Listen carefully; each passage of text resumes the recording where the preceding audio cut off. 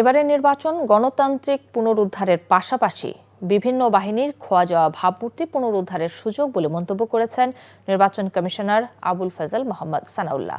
সকালে বান্দরবানে প্রশাসন, আইন শৃঙ্খলা বাহিনী সহ নির্বাচন সংশ্লিষ্টদের সঙ্গে মত বিনিময় সভায় তিনি কথা বলেন।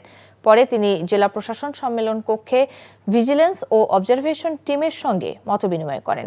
নির্বাচন কমিশনার বলেন, বিগত সময়ে যে বিতর্কিত নির্বাচনগুলো হয়ে গেছে তাতে শুধু নির্বাচন কমিশন কলঙ্কিত হয়নি, প্রতিটি প্রতিষ্ঠানই কলঙ্কিত হয়েছে।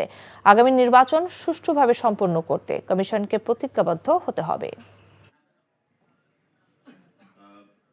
যে বিতর্কিত নির্বাচনগুলো হয়ে গেছে সেই নির্বাচনের ফলে শুধু নির্বাচন কলঙ্কিত হয় নাই, শুধু নির্বাচন কমিশন কলঙ্কিত হয় নাই, প্রতিটি প্রতিষ্ঠান কলঙ্কিত হয়েছে।